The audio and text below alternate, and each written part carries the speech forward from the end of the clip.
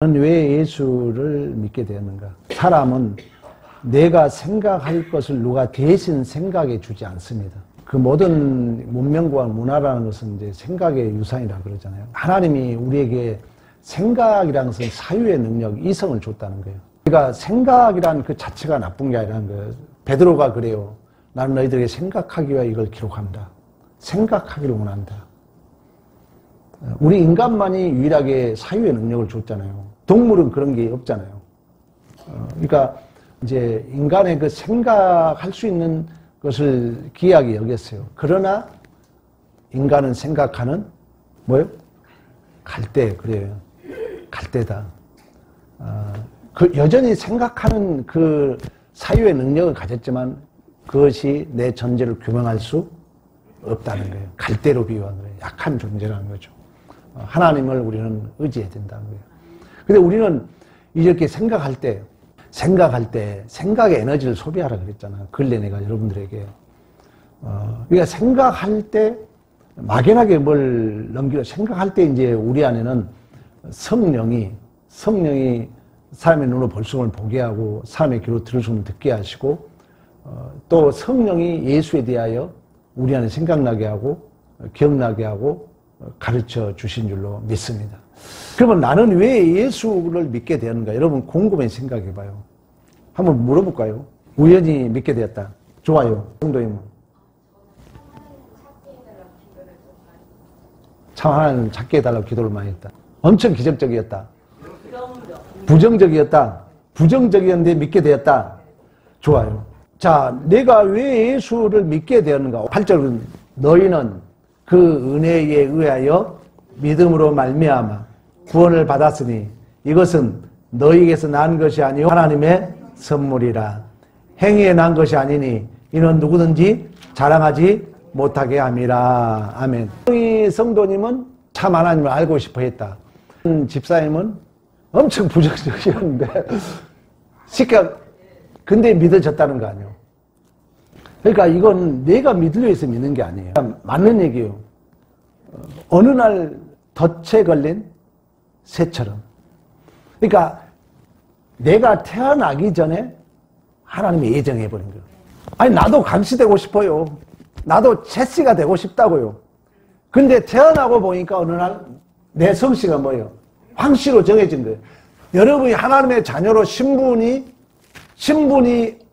하나님의 자녀로 출생한 것은 내 계획이요, 내 의도요, 아니면 나는 전혀 의도하지 않았는데 태어난 거예요. 그렇지. 이제 이런 것들이 믿어져야 아모르파트 인생이 된다는 거예요. 내가 억지로 인생에, 하나님이 나를 지명하여 불렀다는 거예요. 그러니까 항상 우리의 이유와 조건은 누가 되는 거예요? 하나님이에요. 우리 교회를 하나님이 보내줬다는 믿음이 있을 때 이제 견디는 거예요. 힘들어도. 내가 원수 같은 이웃을 만날 수 있어요. 마음에 안 든 직장이 주어질 수 있어요. 근데 하나님이 우리는 이유와 조건을 하나님에게 두기 때문에 내가 예수를 내가 왜 믿느냐? 엄밀히 보면은 내가 믿는 것 같지만 믿어지는 줄로 믿습니다. 성씨 비유, 내가 황씨로 태어나고 싶어 태어난 게 아니잖아요. 어느 날 알만 했더니 내가 황씨더라는 거예요. 어렸을 때 내가 황씨인지도 몰랐어요. 그래서 오늘 본문에 믿음도 하나님의 은혜인 줄로 믿습니다. 하나님의 은혜. 내가 예수를 먼저 선택한 게 아니라는 거예요. 물론 우리가 보기에는 내가 예수를 먼저 선택한 것 같지만 그렇지 않아요. 모든 게 외부로부터 선물로 주어졌다는 거예요. 내가 만들어낸 건 왜? 우리는 창조주를 믿기 때문에. 모든 게 하나님의 은혜로, 외부로부터. 그래서 이제 이런 거 믿어진다면은 문제는, 이제 신앙생활이 하나님을 모르니까 여러분들이 감사가 없고 이제 불평하고 이렇게 신앙생활이 끌려간 사람이 있어. 자발적으로 간 게 아니라. 그래서 그렇지, 내가 자발적으로 간다면, 내가 대통령 아들이 얼마나 좋겠어요. 근데 창조주 하나님의 아들로 내가 태어났다는 거예요. 얼마나 좋은 일이에요. 그래서 우리의 삶이 당당하라는 거예요. 여러분들, 어제 내가 얘기했죠. 어디를 가도 여러분들이 이제는 최고의 위치에 있다는 거예요. 물리적으로 돈이 많다는 게 아니에요. 많이 배웠다는 게 아니에요. 조금 배웠던 돈이 적든 마음만큼은 내가 하나님의 자녀라는 거예요.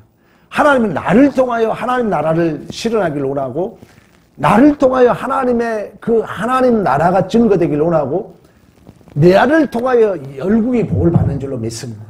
이 확신을 가졌을 때, 이 믿음이 있었을 때 여러분들이 그 현실을 긍정적으로 이끌 수 있다는 거예요. 그러면 내가 왜 하나님의 자녀로 못 사냐? 여러분들이 왜 하나님의 자녀로 내가 이렇게 하나님의 선물로 하나님의 은혜로 하나님의 우리는 이걸 뜻이라고 그러고 계획이다 그러고 좀 신학적 수로는 예정과 작정이라고 그래요. 야곱이 언제 선택받았죠? 복중에. 우리의 행위가 아니라는 거예요. 우리의 어떤 공로가 아니라는 거예요. 우리의 믿음의 결과가 아니라는 거예요. 하나님의 전적인 은혜로, 하나님의 전적인 선물로 이미 큰 자가 작은 자를 섬기리라. 그래서 그 역설적으로 사실상으로 그러면 태어났는데 예를 들어서 성경이 우리 생각해 봅시다. 야곱이 선하게 살고 착하게 살았더라면 우리는 뭐라 할 거예요?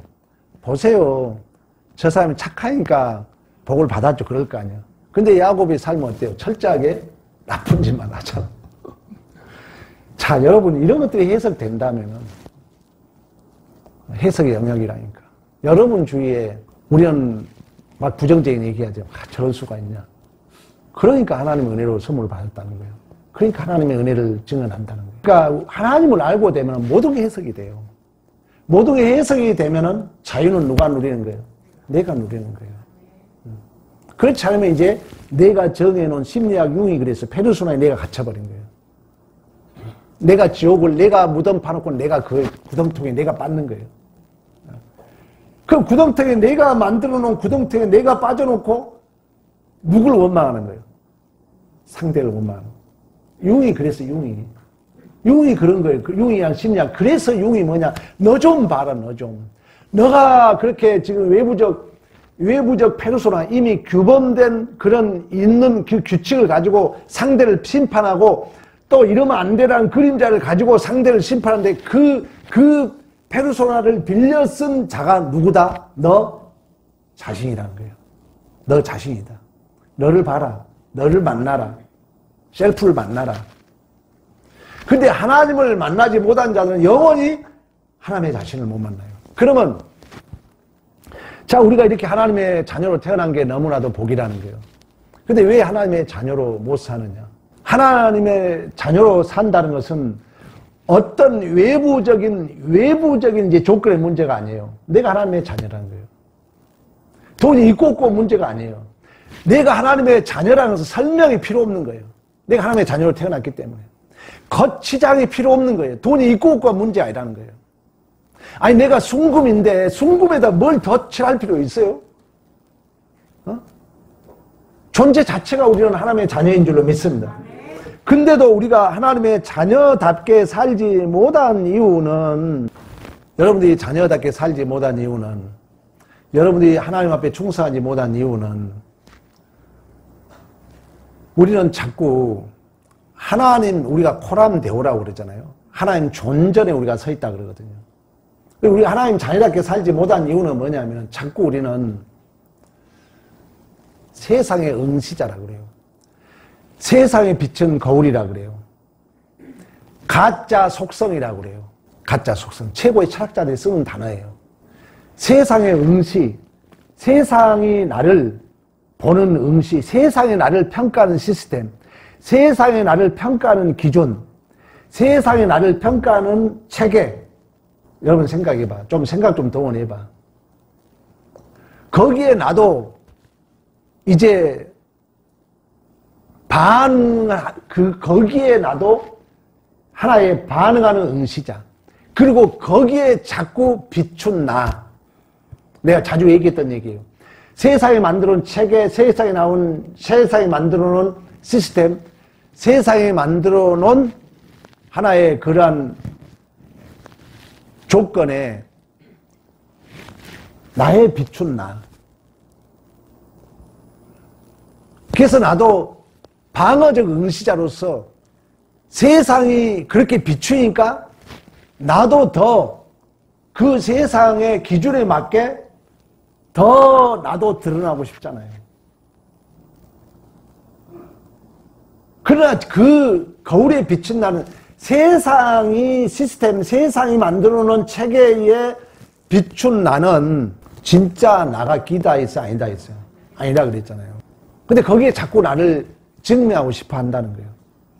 그러니까 이제 우선순위가 하나님의 자녀됨에서 이 우선수가 밀리는 거예요. 내가 하나님의 자녀인데, 아니, 돈 더 많이 가진 사람이 있을 수 있어요. 거기에 내가 조건 반응을 하는 순간, 나를 잃어버린 거예요. 그리고 세상에 만들어 놓은 체계, 세상에 만들어 놓은 시스템, 세상이 나를 응시하고 있는 그 응시, 세상이 나를 비추고 있는 거울, 거기에 내가 조건 반사를 하려면 할수록, 어제도 내가 잠깐 얘기했어요. 나라는 존재가 희미해질까 명확해질까? 희미해지는 거예요. 그게 이제 열받는 거예요. 그래서 이제 무식, 여러분 무식적으로 막 성질 낸 사람이 있잖아요. 미안하지만 거기에 아직 못 태어난 거예요. 그 자신을 엄청 억압하고 있다는 거예요. 전 심리학을 공부하니까 이걸 해석해 주는 거예요. 이 세상 전개에 자꾸 나를 비추다 보니까 내 자신을 아직 모르고 내 정체성을 세상적 시스템이 나를 이렇게 누르고 있는 거예요. 그러니까 조금만 이제 뭐 하면은 이게 스프로그티스 튀어나와. 와, 엊그제 내가 금쪽이 여러분 봅니까? 죄송합니다. TV나 안 봅니다. TV나 한 시간 이상 안 봐. 근데 금쪽이를 우연하게 봤어. 근데 이 아들이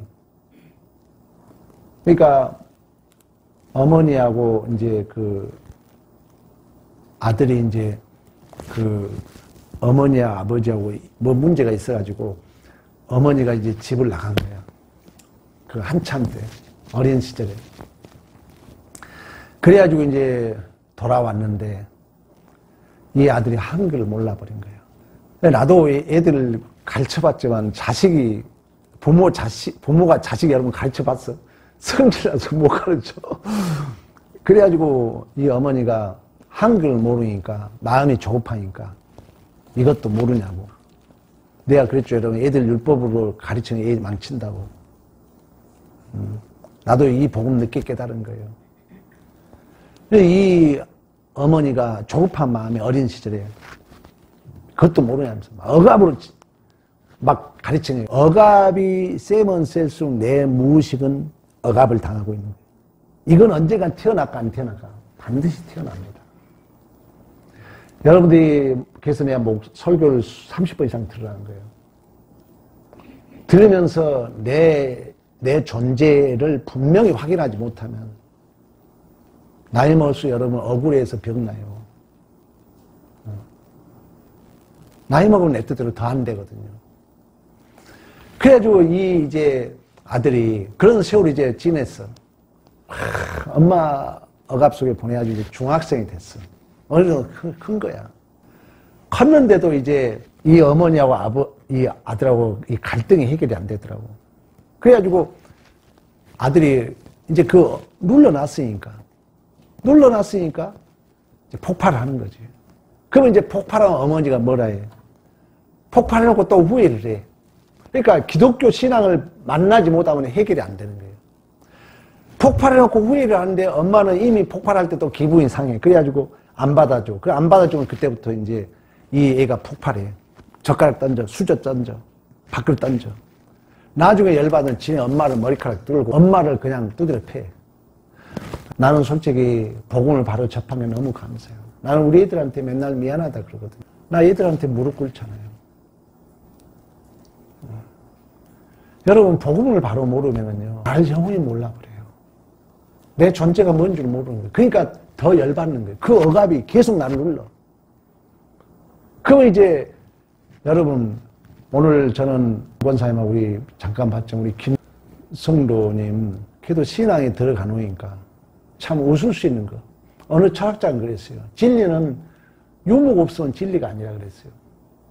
여러분들이 하나님을 바로 알면 할수록 저는 유머 감각이 없어요. 유머 강가에 잘 오죠. 여러분은 나는 가르치는 합니다. 여러분들이 하나님을 알면 알수록 여러분들이 웃길 줄 알아야 돼요. 웃을 수 있어야 돼요. 그게 아모르파트라는 거예요. 김현자 뭐 여러분 노래만 부르지 말고 내 존재 그 주어진 현실을 거부하지 말라는 거예요. 그러면서 춤추는 차처럼 가볍게 하라고 말씀했던 것처럼.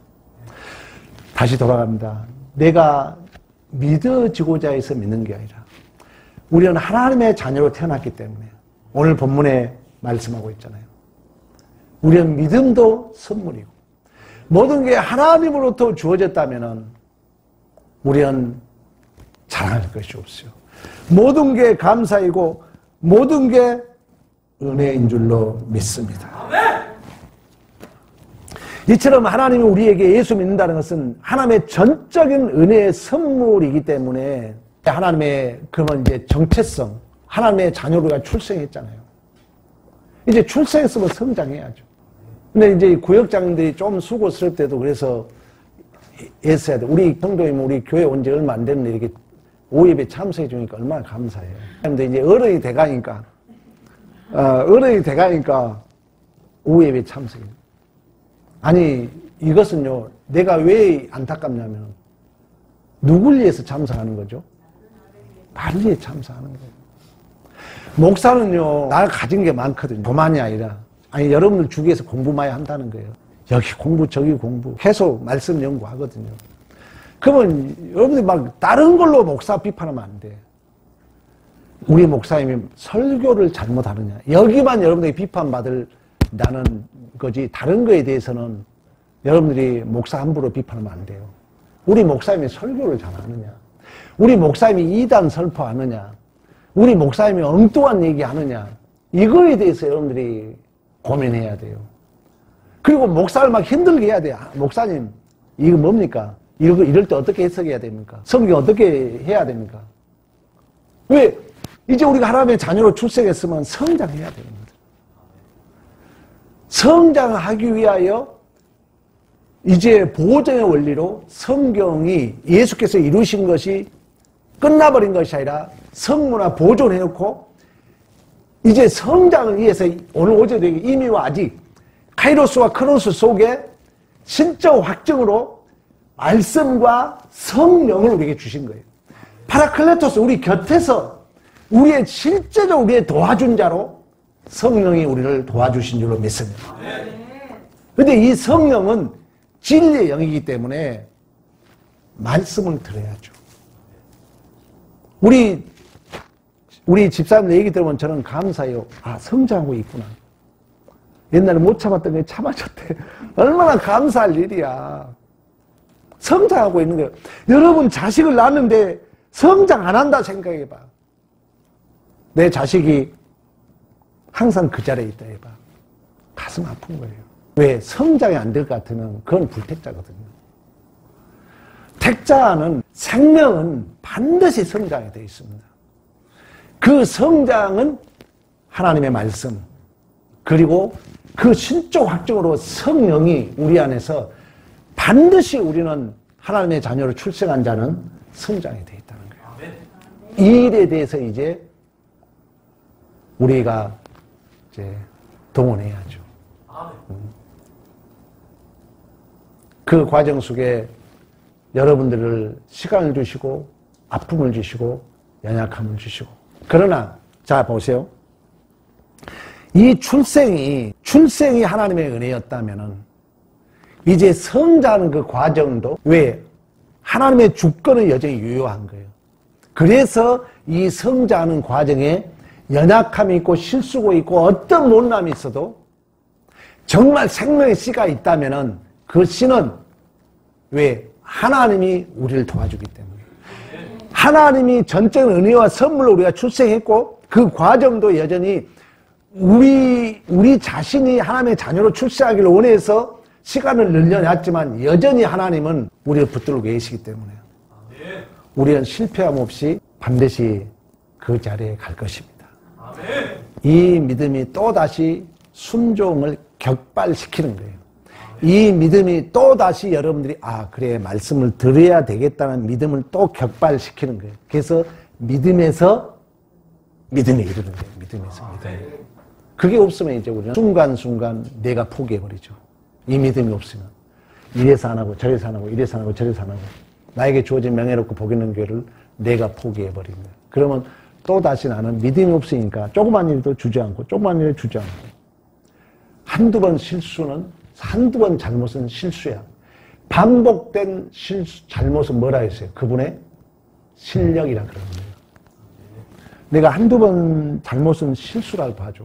그러나 반복되고 있다면은 그분의 실력이라는 거예요. 여러분들이 잘 생각해야 돼.